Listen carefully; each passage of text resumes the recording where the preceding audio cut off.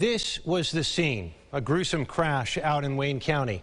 When we heard about it over the scanner that night, we thought the worst. Tonight, a News 8 exclusive that tells the story of the moments after the crash and the actions taken in those moments that can show how easy it might be for you or me to one day save a life. In the right place, at the right time. I was out running a basic errand. I was coming home. A small delay in running that basic errand put Ray McLean at this corner at 7 p.m. on September 22nd of last year. That's where he saw a wrecked motorcycle and 17-year-old Austin Sierra underneath it. There was a lot of blood. There was body tissue all over the place. So he was conscious, and I noticed that he had a left lower leg amputation just below the knee. After Ray told those looking on to remove the bike, his instincts as a former paramedic kicked in. And I immediately said, let's get a tourniquet. And I didn't have time to look for one. Someone just handed me a tourniquet and slapped it on him, put it on him. He then passed out. In the right place at the right time. It didn't quite seem like it that night, with the helicopter flying Austin to the hospital.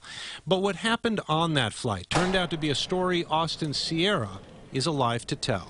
My first memory was me seeing my dad.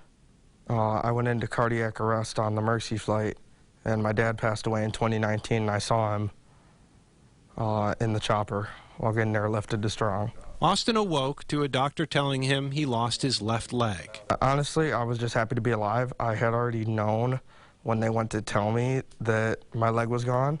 I'd already knew about it on scene, so it wasn't that much of a shocker. It was more of just being grateful that I was alive and starting my journey. A journey fueled by the goal to not miss out on life. This was my senior year. I knew that I wanted to ride again, that I wanted to come back to school, see my friends, and I wanted to get back out there and live life as a teenager again. And he did. Returning to school just 51 days after Ray McLean found himself in the right place at the right time. Well, that was sheer grace of God that he showed up when he did. There's no question that the actions that were taken right at the scene saved the kid's life. Dr. Mark Gestring and his team at the Kessler Trauma Center know what McLean did that night was remarkable, but not hard. In fact, they're part of the Stop the Bleed program, which shows regular folk how to use a tourniquet, comparing the training to CPR. With Stop the Bleed, trying to get bleeding control kits into the public space so that anybody can get access to one of these things. So more and more people can do what Ray did, what Austin's mom told Ray she would not have been able to do. And that hit home. Your family, my family, if they were laying in that ditch, I would want them to have the same chance at life. By having someone there with the right tool and the right training. Because Ray says it should not come down to someone like him being in the right place at the right time.